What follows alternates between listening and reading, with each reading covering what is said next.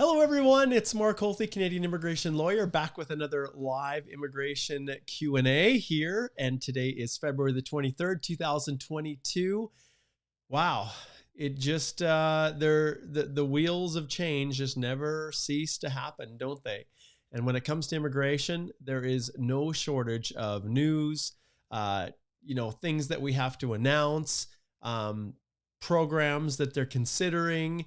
And then there are these gaps where we have radio silence. And that's what I'm going to talk about today is what is happening with these alleged new programs. Will they actually be realized? Will you international students running out of time? What are your options? And what is the latest from the minister? So let's dive right in. I want to give shout outs to everybody. We've got Spider-Man in the house. That's great. We've got Amit, who's over in Virginia. Good to see you as always, Amit. Mark, you are a cute, good-looking 50-year-old man. Oh, isn't that nice? That's hilarious. Now, I'm trying to reverse the fat trend, which is, I'm down about 23 pounds now.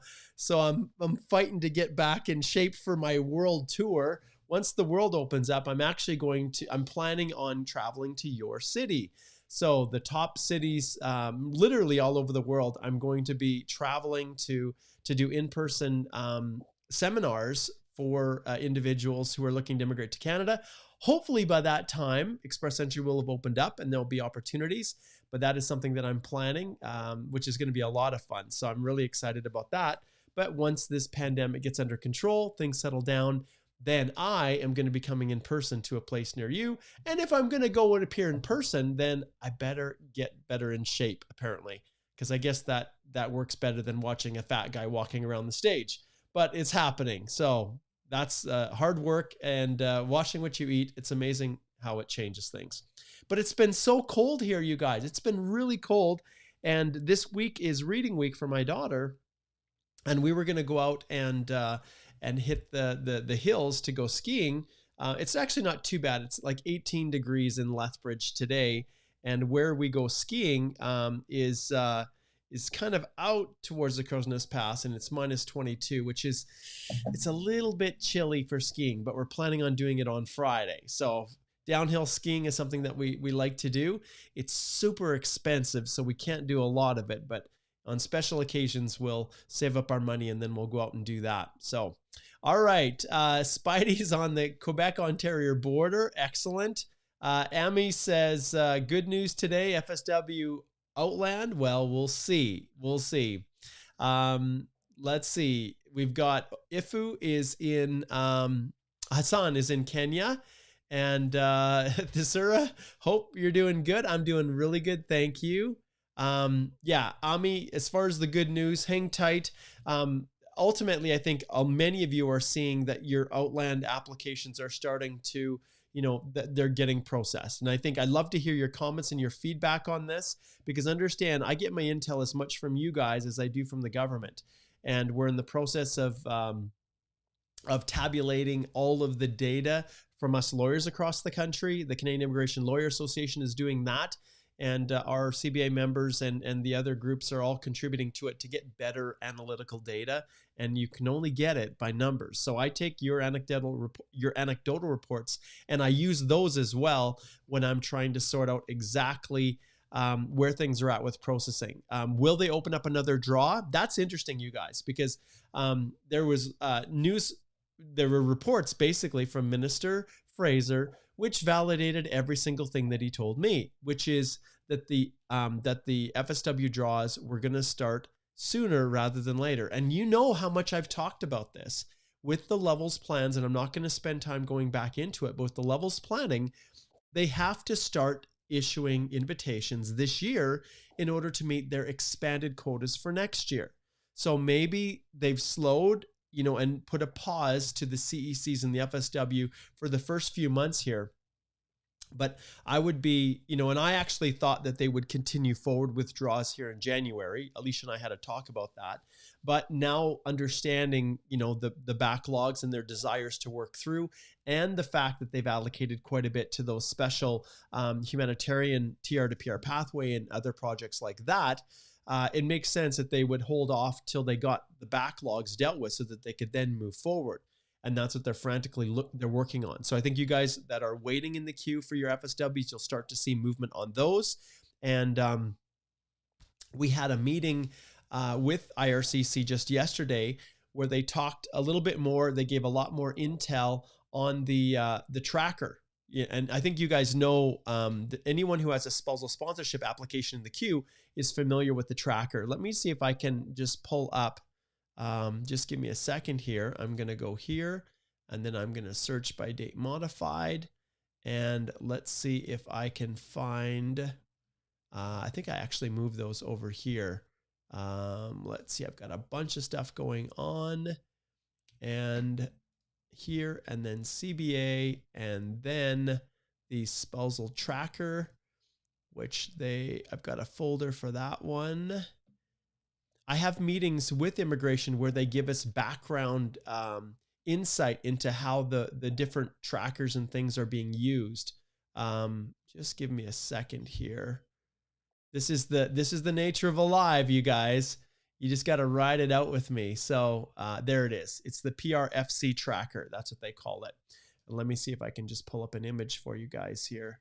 If I can locate one. Okay, we're moving down the path. All right, and it all starts with this. Let's see. I think I'll probably take over my screen, but that's okay. So this is where it starts, right? When you're checking your application status. And then from here, you can select the type of application that you want, which is this one right here. You can choose the one that you want. And then ultimately, it ends up taking you to a spot where you can connect into this to create your account. I'll just pull this off. I'm actually going to do a little video on this, but this is where you can go to access your, where you're at within your spousal sponsorship application. And it's really cool, you guys, because, the officer, the person that's responsible for customer, engagement, and transparency from the head of IRCC, they talked with us about the steps that they're doing to try to deal with this fact, the fact that you guys just don't know what's happening with your application. And the calls that they get are absolutely, unbelievable. He talked at length about just how many calls that they get with people who are asking for a status update. And the interesting part was he said that one individual had actually reached out 125 times seeking a status update. And then what happens, he said, is that they're working to try to get through the queues, but the reality is it's going to be a little bit before they're able to really get down to where they want to. I think they're at about 15 days responding to web forms. So if you haven't heard any meaningful response for web forms, they're about 15 days. And when it comes to the call center and getting through, he said that they're really, really working hard. They've hired a bunch of new officers but they're moving forward. And you've seen there have been millions of dollars that have been attributed to it. He said, here's a shout out too. Okay. I want you guys to listen. Anyone who's living in Montreal or Quebec that can read and write English and breathe, he said they're looking to hire more officers. So if you're, most of you are not permanent residents of Canada, but if you're a permanent resident of Canada looking for a job, IRCC is looking for people to join the call center that's based in Montreal.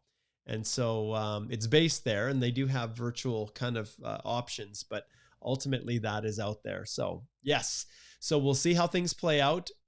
Ultimately right now, we're just waiting, right? We're in a waiting period, and it takes time for the minister when he talks about things for them to actually materialize.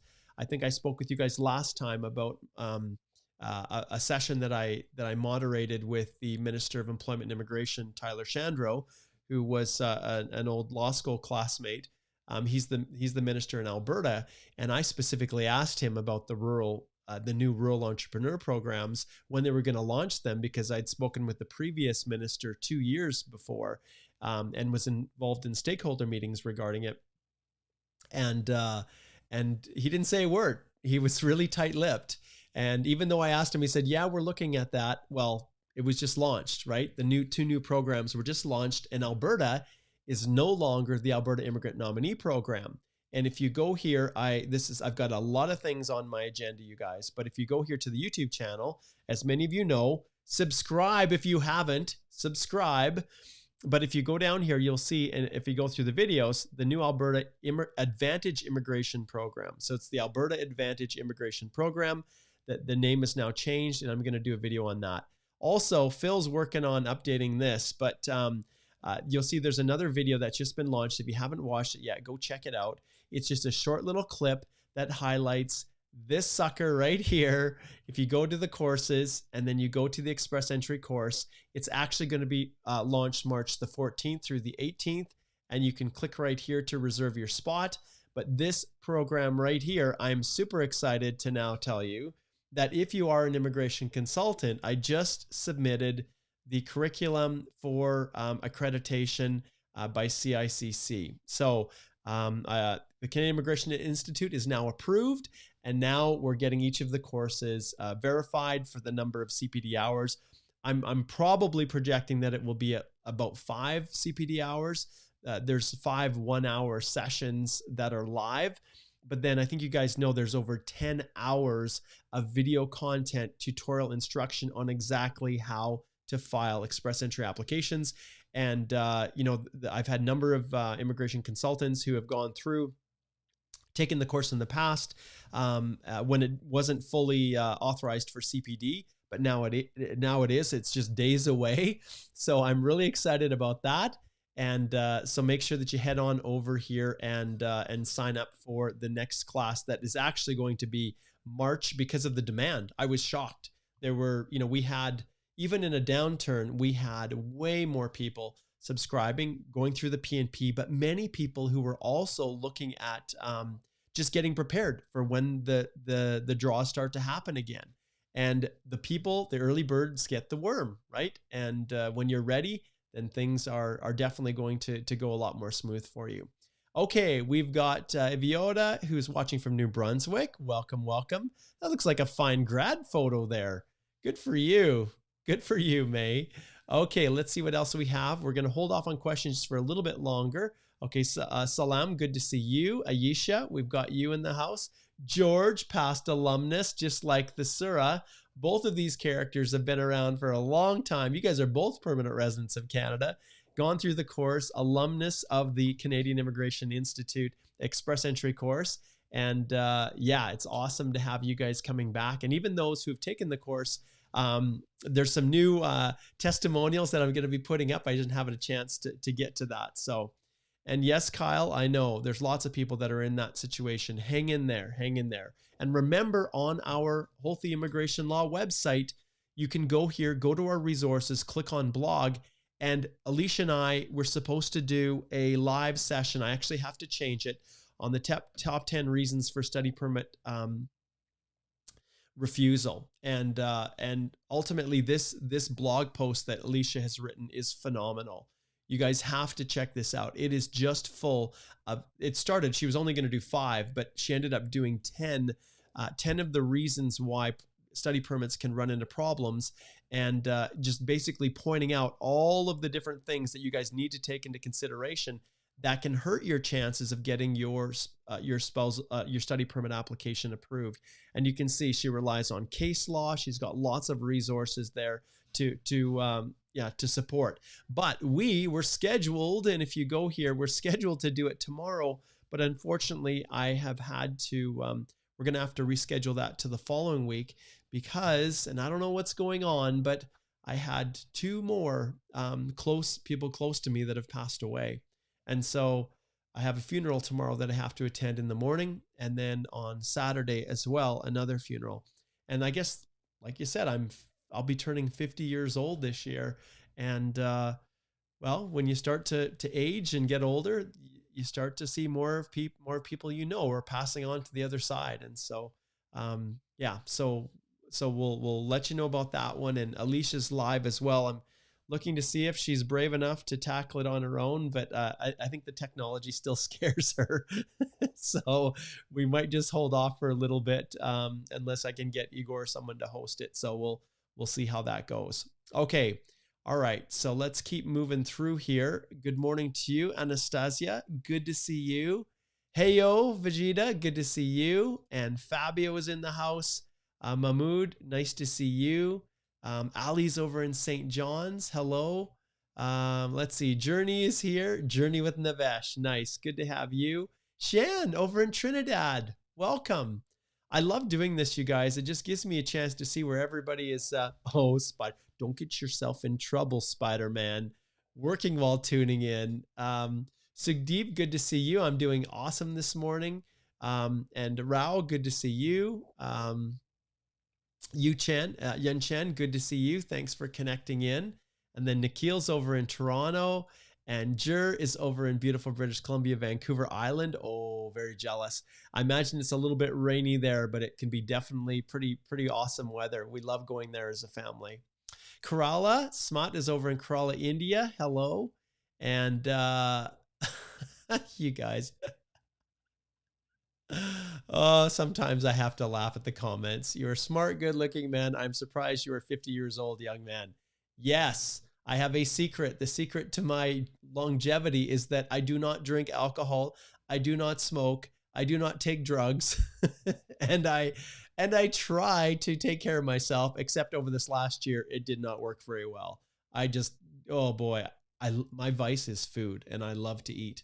But I'm trying to deal with that. So yes, trying to get back to a more healthy weight.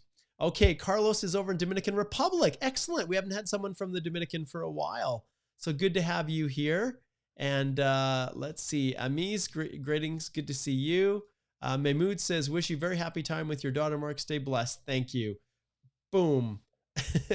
Eric's over in Saudi Arabia. Thanks for tuning in. And Ifo is over in Nairobi. Let's see. SMN is Vancouver. And Kelly says, talk about the backlog. Okay, I will talk about the backlog. I will.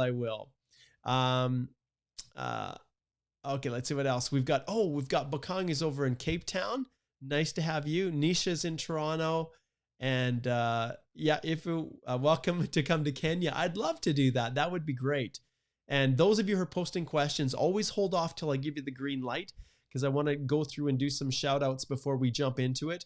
And you guys are a very important part of these live Q&As. And I love to acknowledge how broadly this live is actually extending. So Nisha is over in Ontario. Hello to Nisha. Good to see you. And Charlevoix. Oh, great. Charlevoix. Kyle's over in Quebec. Good to see you. Let's see what else we have here. I'm getting messages that are popping up here. I think we're just about done the shout outs. Oh, Aaron, Kyiv, Ukraine. How are you doing? I've been talking with Igor about this. It must be just so tense over there. You know, we've got you guys in our prayers, and I can't imagine what it's like being right there during all of this. So hang in there, Aaron. God, I hope that that you're safe and that this whole craziness can be resolved. Lainel's over in Kuwait. Good to see you, Lainel. Let's see what else we have here. Oh, Kyle, Donetsk, Ukraine. Oh boy. All right. And we've got Jamas in South Africa. Yes, Sifu says the PR tracker is available. It is for spousals, only for spousals at this stage. Let's see what else we have here. Let's see. We'll go through a couple more. I think we're just about at the stage here. Azra is in Pakistan, and Sanjita is Bangladesh, and Ocean is Bangalore. That's great. We've got great Indian representation. Yes, legit 90s is in Cambridge, doing great. Let's see what else we have here. Thank you, Rao. I'm glad that I bring optimism, because, you know, there's so much negativity out there. Like everything is doom and gloom, and the world is falling apart, and for sure, it is absolutely not great times, but just focusing on, focusing on the positives. And, there's things that we can control. There's things that we can't control. And the moment I hear any news or updates about any of this, trust me, I will let you know. I also want to give a shout out right here. Right here, this tie that I have here is from some wonderful, wonderful clients right here in Lethbridge who I assisted on a pro bono capacity, who were basically exploited by an immigration consultant here in Lethbridge and worked without a work permit. So that was on them, but they were always held out that they would get PR. And this immigration consultant also owns an extended care facility in Lethbridge and basically employed people illegally, made people work longer hours and didn't pay them fully. And this client I've been working with to get permanent residence. We went through, we came forward and disclosed everything to the authorities. And much to my disappointment, this consultant still practices. So I hope the new regulator, has the ability to actually do something. But it's so disappointing. So many people, and this is a consultant who had a separate business who was exploiting people, and it never ceases to amaze me how people are willing to exploit their own countrymen. But anyways, yeah. So this client gave me this. It was a late Christmas present, but I said I'll absolutely wear it, and it's a great tie, and I'm so very grateful. That's what this is all about. Okay, Sergio. Oh, got my PR because of you on Monday. Oh, let's see if I can. Do we have? Let's see. Do we have? Oh, that's not very loud. There we go. Celebration. That is awesome. And I was looking at, one of the things that I send every single client is I tell them to leave a Google review.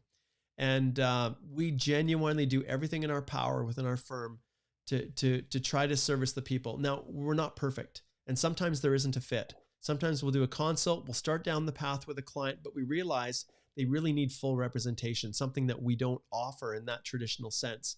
And so then at times we do have to end representation with some of our clients just because they're not a good fit for the way that our firm practices. And we know that they would be happier using a representative that does things differently than us. But generally we go out of our way to do everything in our power to make sure that every single person that comes through the firm is supported. And once in a while we have consultations where people don't feel like they got everything out of that consult that they would like.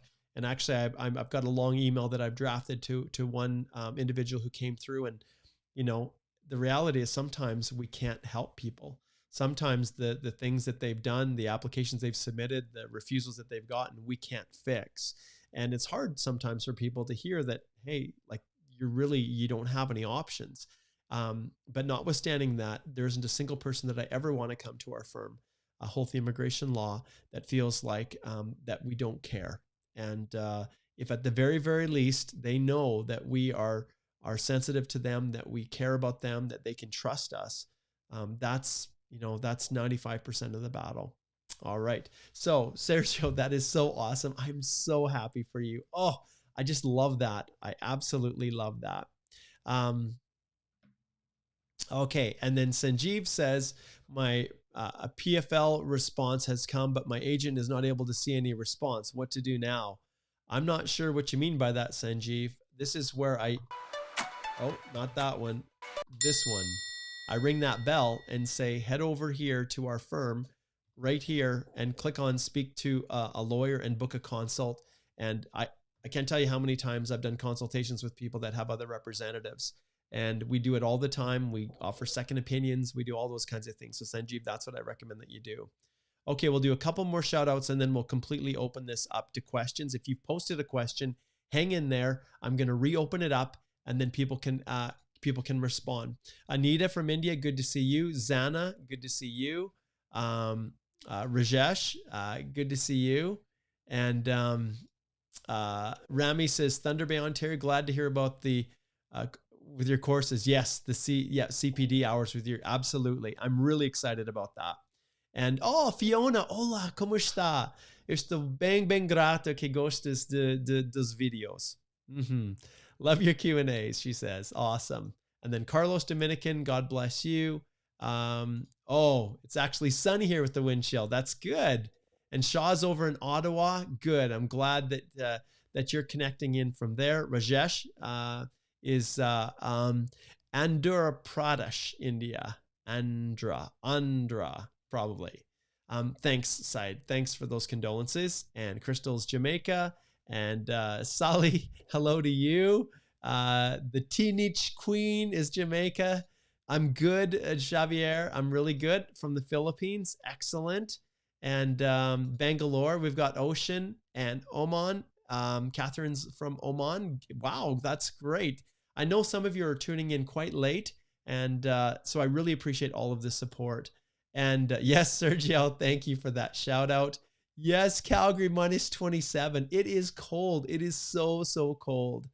Okay, Vishal's over in London. Omar's over in South Africa. Sanjeev is India. This is great. And thanks so much, guys, for connecting in. And I think we've reached the end here. Julius is over in Cameroon. And Matoli is Cape Town, South Africa. Javier is the Philippines. And Bat is Pakistan. I don't think I'm going to be able to get caught up here. Thank you so much, Sebastian, for connecting in as well. And I think we are just about at the end. And who else do we have here? Yes, desperately waiting for CEC. So you're in Qatar waiting for CEC. That's interesting. 0.001%. Hello to you too. And oh, that's great. Sonny's over in Toronto. And Anastasia, yes, hope to come study in Lethbridge College this fall. Anastasia, and I'm hoping to connect with you and your husband, who I understand is a videographer, a video producer. I would love to connect with him. Okay, that's you guys are funny. Okay, and thank you for the condolences. Okay, I think we're just about through here. Alice, you're very welcome. Thanks for connecting in. And let's see here. Let's see, we've got, oh yes. Howdy, Mark. Good to see you. Hallie in the house, guys. Get your DIY course to help you with your PR process. The masterclass is amazing. Don't forget to become an affiliate. Yes, that's right. So I'll shift over here. The course that I've launched, right? Where is it? Here. This one. Yes. So Bree was here. And she attended that class and she was awesome. And there was just a fantastic group of people who attended it. So you can join here, and I will have Bree and other people's comments that I'm going to tack into here. I haven't had a chance to add them in yet, but March 14th is when this next course is going to be launched. And thanks so much, Bree, for a shout out. I really appreciate that. Okay, let's zip down here just a little bit more. And okay, lots of positive comments. Thank you so much, you guys. Okay, what I'm gonna do, I know that it's really hard because we always, like, I want to really give a shout out to everybody. If I missed you, hello to you. Let's dive in now and we will start taking questions. I think to a large extent, people are aware now that when it comes to the rounds of invitations, we're still waiting. Now, the minister has indicated that he's definitely going to be doing more rounds. We don't know what they're going to look like. The moment I hear anything, I'll let you guys know. Last week, we had another PNP. Lowest score was 710, 1,082. So they are continuing on with their levels planning, with the larger number of PNPs. But hang in there. Those of you who are on international, like post-grad work permits, I'm really expecting to see something from the minister. The moment there's any new course, no new program or anything, I will immediately flip around and launch a course like I did for the TR to PR pathway. We'll just see how that plays out. Okay, let's spend the rest of the time now, and we are going to answer all of your questions. Super chats are available. I prioritize those. Those of you who are who have any questions, make sure you put a Q in front of it, and then I'll know. Then I'll know that this is that is a question, not just a comment. Now, I do see right above. I will jump over here to Kalyan, and this is something I've seriously considered. There are so many of you that reach out to me and say, Mark, do you have an office in my country? And the reality is I don't. Largely, I don't have an office anywhere because I can be anywhere virtually. But I also know that on the ground, sometimes people just like to deal with someone local, right? And it's hard to break through that. And so I get this question all the time. Can I get like where I can get the genuine lawyer agency to process my PNP stream from Nepal? Kalyan, the reality is you do not need someone. As long as you have an internet connection like this, we do screen shares with our clients. We help you. We instruct you. We guide you.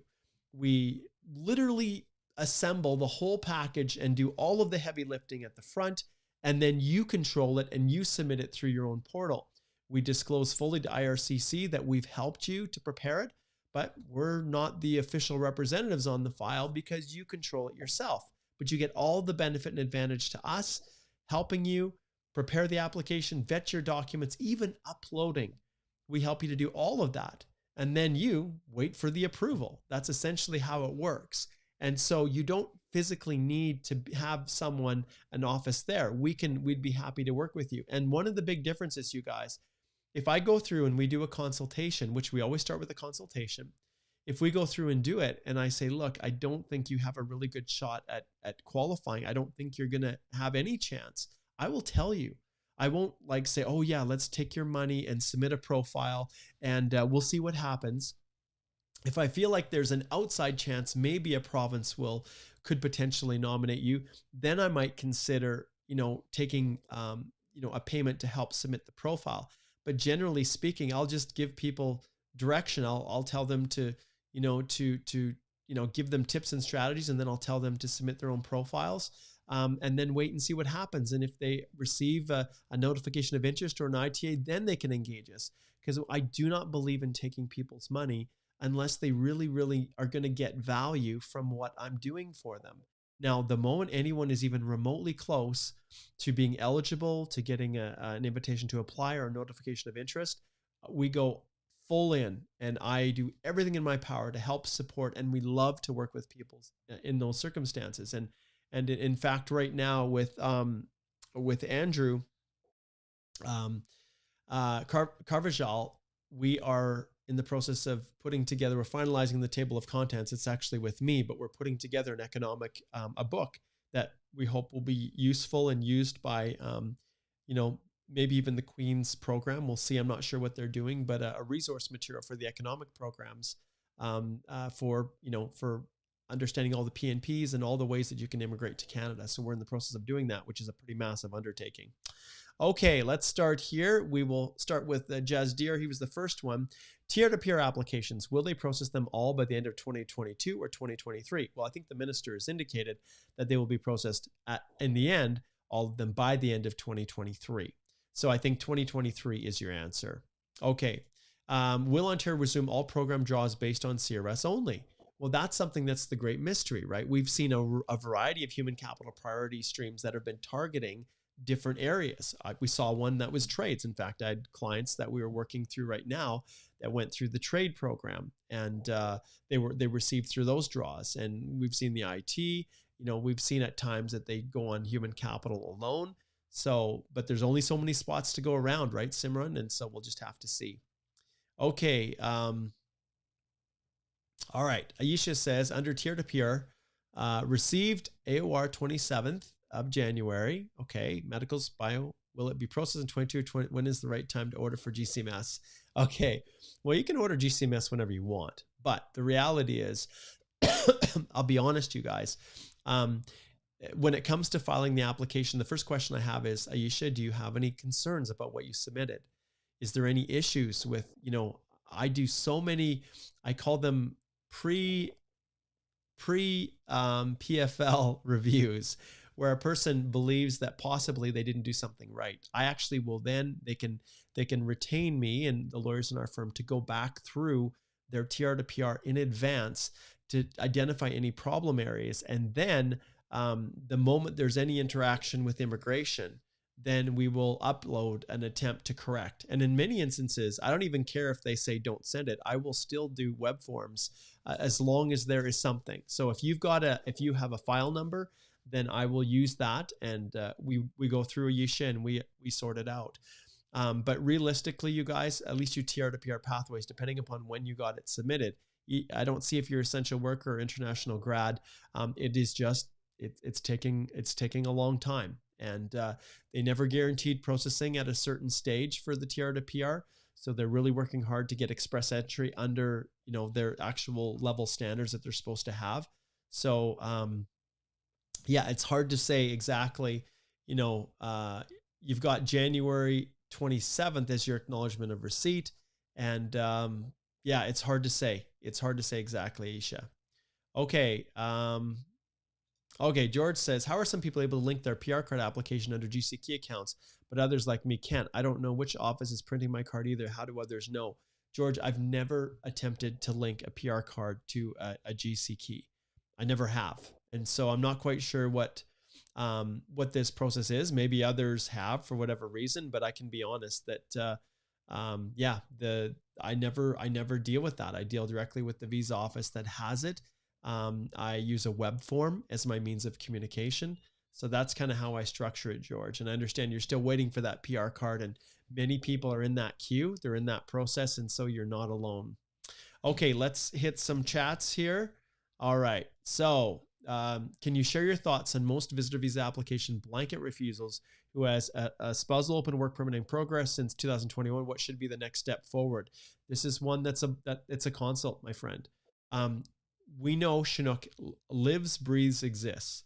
We know that whenever a person has a study, like a work permit in the queue, that in and of itself lends some, I guess, some evidence to an officer that the expectation is you're going to go work and stay there longer. They have to be sure that you're not going to go and work, I guess, or something along those lines. And understand these are very, very, very nebulous concepts, I guess is the best way of describing, that are really inherent in the officer's decision-making capacity. But depending upon countries, like you haven't indicated here what country you're from, there are large numbers of refusals that come from certain countries because for whatever reason, they believe individuals just simply won't return if their, visitor visa is approved. And if you've already, you're applying for a spousal open work permit, I'm assuming your spouse is already in Canada. And that is one of the issues we're dealing with is, okay, if your spouse is there, then there's less likelihood that you will actually want to return back. And I don't agree with this, but this is the tool that they use to manage their the loads of applications coming and to create a kind of a bottleneck where not everybody who applies can come. So they set a line, they decide, certain types of applications, but refusing spousal open work permits, I can tell you there's a whole cottage industry that exists in judicially reviewing those decisions because often there's lots of wrong. I think up to 25% of the decisions that are made within Chinook potentially are wrong, errors in law. And so, or in fact, but they're a reviewable decision.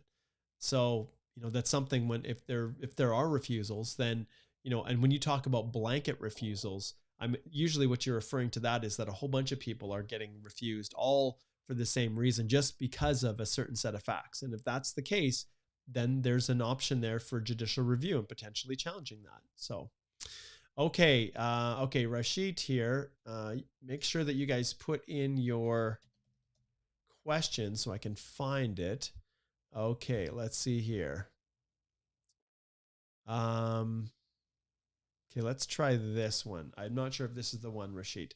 I have an approved SIMP and my IRCC-PR application is rejected as incomplete, and I wish them to recheck on the application as I'm certain that I uploaded the documents, which is missing as per IRCC. I ring the bell, Rashid, and I recommend that you book a consult and we can go through. Because here's the thing. Here's what I do. I go through everything, every single thing, and I have a way to look back into the actual EAPR information if you didn't keep a screenshot to make sure that what you put in the information section is not somehow missing, or confusing to an officer. And within the documents, I go through everything forensically, and that's the service that we offer, Rashid. And so I recommend that you book a consult, that you slide over to our firm over here. And when you book that consult, then you have an ability for us to go in. And if you go to our approach and you click on this, it talks about our collaborative review approach. Well, for all intents and purposes, it's as if you hired me in the beginning to go through And then I can see if there really is an issue or the reconsideration request. And I know you have to move quickly, and I'm doing this for other clients as well. Yeah, you have to move quickly, but I recommend, because there's so many different factors at play, and reconsideration, Rashid, is simply a matter of going through and submitting a web form with basically with that in there. Okay. All right, let's go to Lomash here. Okay, he says, any idea about processing times for Agri-food pilot program? Lomash, every single application that is a PR, paper-based application, which I believe you probably, the Agri-food pilot was that program, they are all stalled out, like self-employed or over 3 years. You know, a lot of those are stalled out because they're not as big of a priority to the government. Now, you would think agri-food is pretty important, and they are working on it, but you have to rely, at least like we do right now. We don't have real clear analytical data, but I am working, and you know, with the Canadian Immigration Lawyer Association is they've created this database for us lawyers to actually get detailed analytics on where things are really at in terms of processing. So yeah, that's one that I don't know right now where things are at. Okay, so Raghu says, before ITA in Express Entry Profile, I had put yes for valid job offer and no for LMIA. I don't have LMIA and I'm on a spousal open work permit. Am I in violation? I'm yet to submit after ITA. Okay, so Raghu, I strongly, once again, you should consider booking a consult and letting me do helping you with the application. However, if you want to do it on your own, and I'm not sure, Raghu, if you've taken my Express Entry course, got an itchy nose here, apologize. But in that situation, you can correct it. It's not going to be a violation. In your EAPR, you're going to go in and you're going to identify, that it's not a job offer. And then you're going to make that change. And then in your letter of explanation, and in my course, I teach people and I provide templates on how to create what I believe is one of the best letters of explanation for the information in your EAPR, which is this. So if there's a change, Section A11.2 of the Act, the Immigration and Refugee Protection Act, governs the situation in which an officer is assessing a change from what you put into your profile to when you submitted in your EAPR.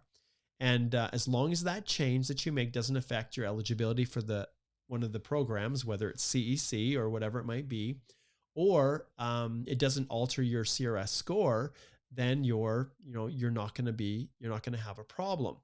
The question I have for you is, when you got your ITA, you've indicated that you listed no LMIA. Well, there's also an ability to get job offer points if you've been working for a company in an employer-specific work permit. And depending upon how you answered the question, Raghu, it could have potentially given you an extra 50 points.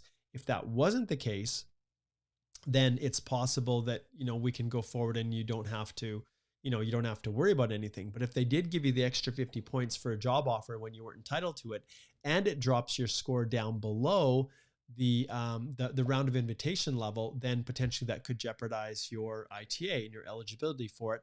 And then you would have to decline and go back into the pool. Now, I'm assuming that you probably, if you got an ITA, that you're probably a PNP. And so there's a bunch of things that we need to look at. But I recommend that you slide over and book a consult. And I think there's links in the description below. Okay, let's see what we've got here. I'm going to jump back, and I know there are just a ton of questions here. And if I miss yours, then forgive me, because like I said, there's so many people posting. You're very, very welcome, Kalyan. I'm happy to have been able to give you that advice. Okay. Jobin says, if both the franchises are owned by the same franchisee, can we still consider it as a different employer or not? It depends. It depends on how you're working. Is it an LMIA based work permit? Is it an open work permit? Where your pay slip's coming from? Generally speaking, does each entity have their own CRA number, business number? That's how I treat it, and all those factors come into play, Jobin. So it really depends on how things are structured. Okay, let's see here. Next one. Okay, my work permit is expiring in June. have applied for extension in February, and my spousal open work permit and kids study permits is in progress since April. Can the spousal open work permit, kids study permits get approved? Suggestion. Well, if the principal applicant, are they on a study permit? Are they working in Canada? That's what it really comes down to.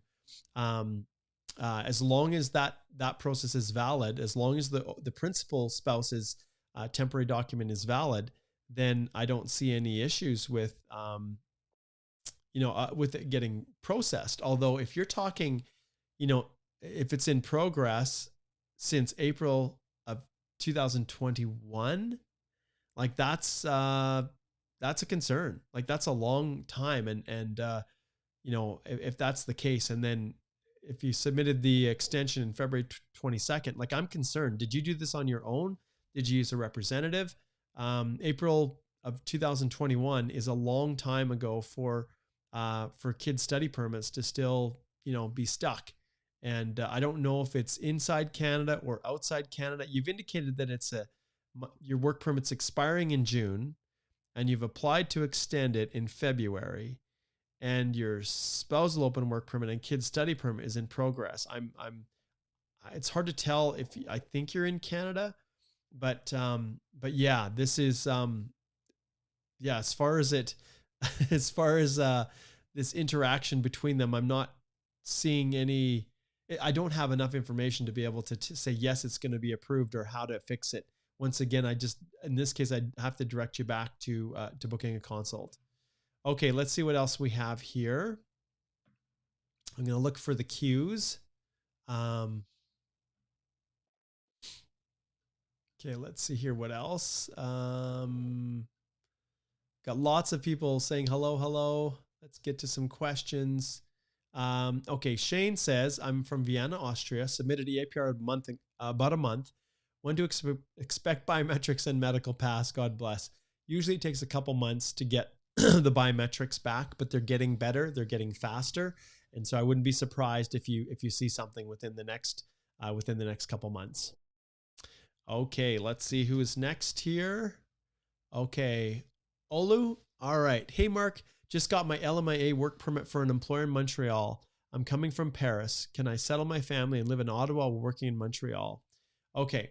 The biggest issue right now is what the LMIA says.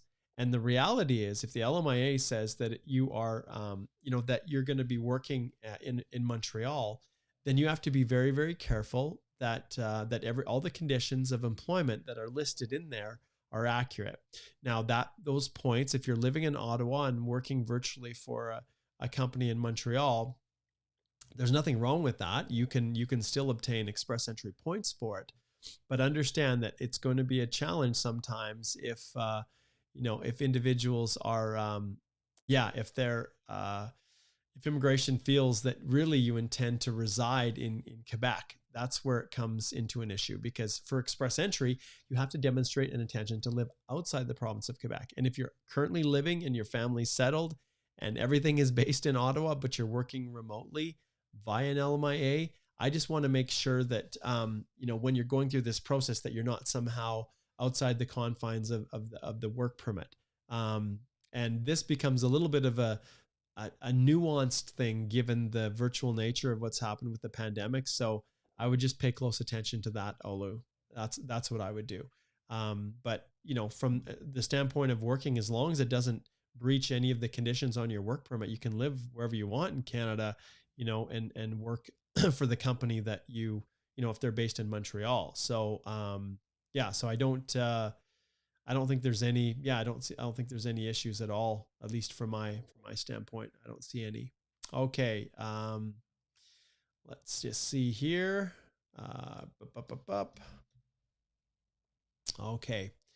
And we've got one from Andy here. He says, can a foreign worker apply for a work permit with a positive dual intent LMIA, even though the foreign worker still does not qualify for a PR yet? Yes, you can apply for the work permit. Yes, you can. So ultimately, when you go through that process, when it's a dual purpose, you're going to get those extra points for the LMIA. You're going to work. And so it's just at the time in which you're applying for permanent residence. If the LMIA has been approved, yeah, that's not a problem. You can, you can make that application, and understand there's lots of different paths and routes that you can go through. When you're applying for dual purpose, it's interesting because they're processed in different places, the dual purpose versus the regular LMIA. And Andy, it really comes down to how the employer is setting it up. In some cases with dual purpose, immigration will want to see the path forward to PR. And ultimately that plays a role in how you're setting things up. But if the dual purpose LMIA is approved, there's nothing stopping you from, applying for that work permit. It's designed specifically for you to work while you're waiting for your PR. And there is a little bit of flexibility in that, Andy. There's a little bit. Okay, let's see here what else we have. Let's see who is next. We've got a ton of questions. We'll jump to a few others. Okay, Joe says, do you recommend student applicants to use the new application portal? Sure. I don't have a problem with the with temporary stuff. When it comes to spousals, I'm not yet filing online spousals, just for the simple reason that I want to retain for sure 100% a work permit included with that paper spousal. If someone's going through the spouse common law partner in Canada, I want to retain the right to that work permit implied status or maintained status. And otherwise, I've heard some people, which is super risky and it's not correct in law. Some people are saying they take the when they file the study permit, they use the screenshot from the spousal when they file it. And I would never advise anyone to do that. Why would you risk a client's ability to work? Like, I just would never advise anyone to do that, because I think it's you're pushing your luck. If there was obviously no other option and there was some huge ramifications if you didn't get that spousal in the context of a spouse or common law partner inside Canada, I tend to shy away from the portal. But for other applications, I'm starting to now embrace it. So I don't have a problem with you using the new portal, the one that's outside of GCMS. Okay, let's see here. Let's see, what else do we have here? And I don't want to miss anyone. So, okay, so we'll continue this one. Yes, I'm in Canada. I'm on a work permit and my spouse and kids are back in India. Yeah. Ultimately, you're going to keep that process rolling. I recommend that if you have it pending, then use a web form or whatever you can to update if you do get your new work permit, just so that they know. Yeah, that's basically all that you can do in those circumstances. Okay, let's see here. Okay, CIC has transferred my file to India, and now it's been 6 months. I didn't receive any decision. Can you please help me with the situation? Is there anything that I can do? There is not much you can do. I don't know what the file is. Is it PR? Is it temporary? Yeah, I'm not sure exactly what that would be. Okay, I'm not sure if this is the same. Actually, I applied for my passport stamping in Canada. Unfortunately, due to emergency, I had to go home and later receive my passport. Yeah, you're just in the queue and there's not a lot that can be done. I see here you've got the web form. My contact says they have transferred my file to the responsible office. Been 6 months. Didn't receive any passport request. I'm so much tensed. Okay, so understand that you're not going to lose your opportunity, Harish. It's going to take time because everything is backlogged. They basically have to reassign your file to an officer that has a gazillion other files, and it's just unfortunately that it just takes time. It just does. Okay, let's see. I think I've got everyone caught up here. Sammy says, if I were inadmissible in the US, can I apply for a student visa, then get PR? Note, I was a minor when my parents did the US immigration applications. Well, there may be a possibility, Sammy. I don't know where you're at right now, but you're going to fully disclose it. Okay. You're going to fully disclose what happened in your applications, explain that it wasn't you were a minor. And that's where, when we're representing our clients, that's that we specifically address these things head on. And it may be possible that you can succeed. It may be possible if you can show, your compliance and that there's no issues or danger of that happening. So, yeah, so that's it's possible, Sammy. Callum, my friend. Okay. He says, Mark, can you sign documents using Adobe Sign? Nope, I don't do it at all, ever. I'll either print it in wet signature, or in some cases, if a signature is not required, which is a rare situation, then I don't worry about it. But I never sign using Adobe Sign. I don't, Callum. I will always print it, sign it, and then upload it. Okay. All right. We are just about out of time here. Okay. Let's see here. I think we already got this one. Okay. Simi says, I've been told to link my TR to PR application to my online account, but I've tried. Yes. I've seen this so many times, but unable to. Send web forms, letters, can't get to speak with IRCSA on the phone. What do I do? Send me, book a consult. And I've seen other people that have been in this situation. Often it's because of, it could be anything from little name variations. We had a lengthy discussion with immigration just yesterday about this in a technical briefing. And often there's some aspect of it that's a little bit off. And I know you've done, sent web forms and letters, and the phone, you can keep trying that phone. But Simi, I recommend maybe you book a consult and we can dig into it and see if there's some things that we can do on our end. Okay. All right. We have hit the end, it looks like. Let's just hit a couple more. Let's see if I can get a couple more here. Jobin says, I just want to know, does work experience start to count when we apply for post-grad work permit and while in process, or is it will be counted after the post-grad approval? I'm asking for PR purpose. You can count the work experience on the day that you submit your post-grad work permit application. All right. Okay, we've got a couple more that slid in here. Saeed says, oh, you guys, it's 11 o'clock. Let me just see here. I might have another conflict here. Let's see. Okay, I've got a little bit of time.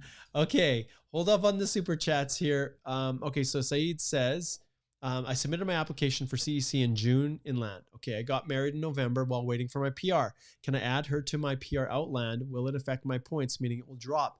We are working with many, many clients in this situation right now, Saeed. Absolutely, you can do it. As long as you got married after you submitted. So if you submitted in your CEC in June, then you are fully entitled to be able to add your spouse after without it negatively impacting your points. And that comes right back to the A11.2 assessment. And I'll show you what I mean by that. I'll slide over here. I'll type in A11.2 IRCC-EE. And this assessing electronic applications, there's actually a section here, you guys, where it specifically states, and let's see, I'll pull this down a bit here, where it specifically states what happens and how you treat things when there's a difference in circumstance. And if we scroll down here, there's a section right here. So birthdays, misrep, circumstances, change in circumstances declared after an EAPR has been submitted, which is your case. And this is where they specifically talk about if an applicant marries before they submit their EAPR, but informs IRCC of the marriage only after they submit it, the marriage can be taken into account. However, if an applicant marries after they submit their EAPR, then informs IRCC of the marriage cannot be taken into account of the assessment. However, the change in circumstance may affect whether the applicant still meets the program requirements. So what they mean by that is if there's settlement funds, for example, for an individual who's adding a spouse, then they might have to change that if there's more people. But for your situation, when we're talking about CEC, yeah, you can totally add. And we work with clients right now. We know what immigration is going to ask for, and we have a process. You just are going to notify them by a web form that you've now, you're now married, and then they'll send you back a little kit that explains. But remember, it's almost like a spousal sponsorship all over again. So they do ask a lot. There's this little question that says, any other documents to establish the genuineness of your relationship? And that's where we do not take chances with our clients. We load it up with a ton of things to make sure there's no doubt that it's legitimate and not just used for the purposes of securing PR. Okay, Ethan says, my partner, FSWO, applicant Brazil, AOR January 2021, no update since, is a spousal sponsorship in or out a viable option now. Don't want to make any rash decisions. However, we are becoming worried. Don't worry, Ethan. You guys are fully within the processing times. Do not worry about this at all. If you're in the queue, it will be processed. And the reality is spousals are not going lightning, that much faster. So I recommend that you ride it out for a little bit. As many people can attest, those processing times, IRCC and the minister confirm with me that they're trying to get those cleared up by mid-year. So hang tight. I expect that something's going to happen for you sooner rather than later. All right. You guys are just not letting me slip away here. Okay. Surya says, I have a 386 CRS score. It seems low for Ontario program. Should I opt for post-grad program, but also really costly as 15,000 Canadian? What the heck? And I have 3+ experience in software field. What should I do now? Opt for a postgraduate program. Oh, I see. School is what you're saying. Yeah. 386 is super low. It's really unlikely. Depending upon it's when with IT and software, I can tell you that the scores tend to be a lot higher because it's so competitive. As far as school, that's the next kind of option that people explore, right? I'm not speaking to how easy or how difficult it is, but it's definitely not going to be something that, is going to be a slam dunk, but it may be something that you want to consider. You're going to keep that profile in, Surya, absolutely are. But ultimately, understand that, applying for that study permit it's going to be, even if you decide to go down that route, it's going to be tricky. Okay. Let's see here. Olu says, thanks, Mark, for your early response. The second one, how soon can I change employer if I get another offer in Ottawa? Lastly, how do I request for dual intent LMIA for my new prospective employer? Oh, well, this is an employer's process. And if it's not already issued, then ultimately when you apply for that LMIA, you need to work for the company, get that work permit if it's dual intent, and work for the company. There are some LMIAs that are just for permanent residence only, and then there's a traditional LMIA for a work permit. And in all cases, that LMIA will only link you to that employer. So if you wanted to get another offer in Ottawa, that employer would need to obtain their own LMIAs to support your work. So yeah, it just comes down to, and you can't switch employers. There was a little bit of a period through the pandemic where people could start working just by submitting the work permit, but you have to watch those policy changes. They come in and out based on the pandemic. But ultimately for you, it would be when that new employer has an LMIA and you've got your new work permit, then you could switch to a new employer. All right. But as far as dual intent LMIA, that really comes down to the employer and what they want to do. Ultimately they drive the ship on that. They really do. Okay, guys, we are closing in now. I'm just going to turn on a little bit of background music signifying getting close to wrapping up here. I'm going to hit a couple more questions here. Let's see here. Carlos says, my wife has a job offer for childcare. We've already uploaded the application. January 1st, 2022. I would like to know when we have to prove funds at the Canadian border or in the application process. So so when it comes to the childcare option, job offers.